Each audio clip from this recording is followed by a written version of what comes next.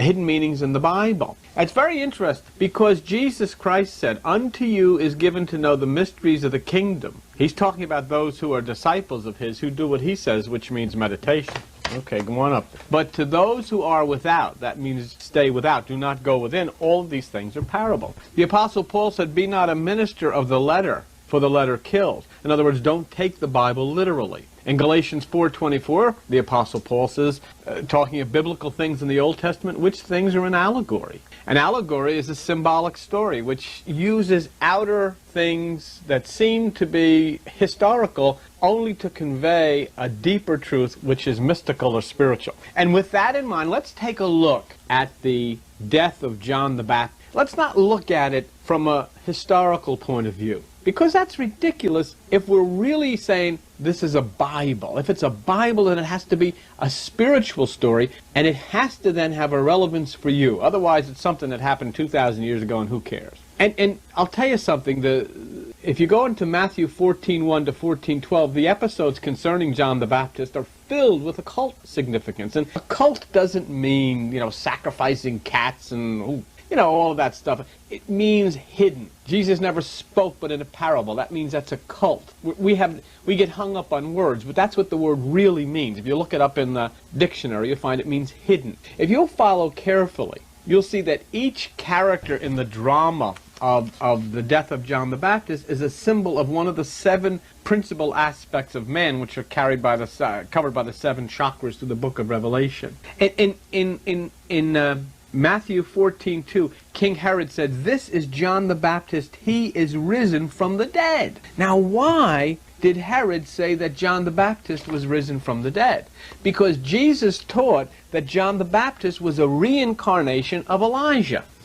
If you look at Matthew 11, okay, Matthew 11, and in Matthew 11, verse 14, Jesus Christ says this. He says, "If you will receive it," and he's talking about John the Baptist, "this is Elijah, which was for to come." So, Jesus Christ is saying that Elijah has reincarnated into John the Baptist. And so Herod, in Matthew 14:2, turns around and says, John the Baptist is risen from the dead. Because what he was saying was that this John the Baptist is actually now manifesting physically that which was Elijah who had died. See? And that came strictly from Jesus, who said that John the Baptist was the reincarnation of Elijah. Okay?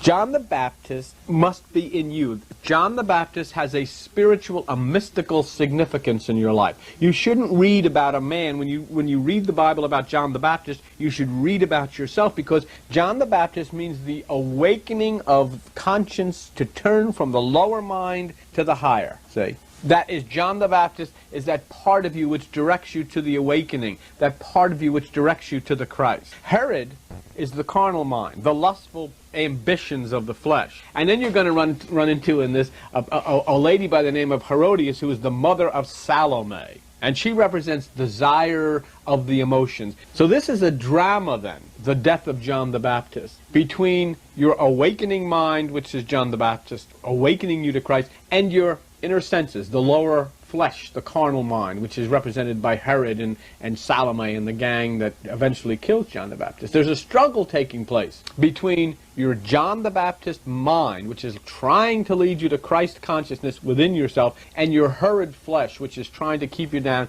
to the area of sensuality, to the area of physical desire. And that's in Romans 8:7. It says in the Bible in Romans 8:7 that the carnal mind is the enemy of God. That's your human mind is God's enemy, that it cannot obey the law of God, that it is not subject to the law of God. And so this here is the struggle, not between John the Baptist and Herod, but between your higher mind represented by John the Baptist and your lower mind represented by Herod and Salome. See? So you know that John the Baptist was put in prison. So that what you have to do when you read that and say, well, are you going to read it as a history book? Say, no, I want to read it as a Bible story. That is, I want to know what it symbolically means, and I want to understand it mystically. John the Baptist, or that part of your mind which would awaken and lead you to the Christ who is within you. Remember John 14:20, Jesus says, at that time you will know, I am in the Father, you in me, and I in you. That aspect of you, that John the Baptist aspect, is bound and in bondage and put in prison. It is locked away. and it is locked away by your own carnal, lustly ego. That's why Jesus Christ said, you look and look, but you don't see. You listen and listen, but you don't hear, you don't understand. And Jesus says that the kingdom of God is given to those who enter within, but to those who are without, it's a parable. That's why they look and look, but they don't see and they don't understand. So the reason here that John the Baptist, or your higher consciousness that would lead you to Christ, is in bondage to the lower mind is because the awakened mind, or John the Baptist, was saying you cannot have relations with your brother's wife. You remember the story? John the Baptist was saying to Herod, you cannot have sexual intercourse with your brother's wife. Well, here you have to say, now what does that mean to me? I know that John the Baptist means the part of me that leads me to Christ within. I know that Herod is the lower carnal mind. Who is my brother's wife? You have 4 brothers.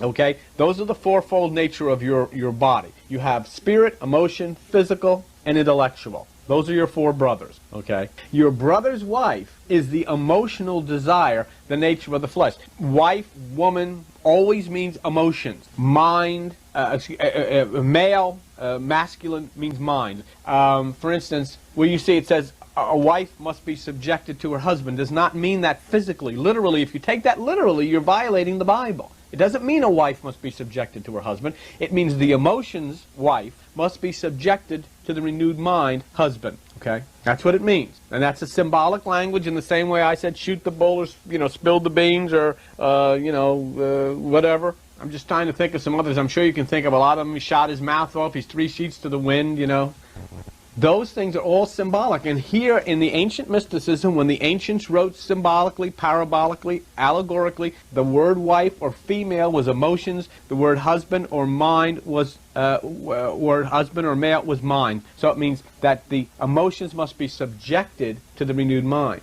So your brother's wife is your own emotional desire, okay? That part of you, you have 4 brothers, intellectual, physical, spiritual, and emotional, and one of the aspects, one of the lives of those brothers is that which is the desire, the flesh, the emotions.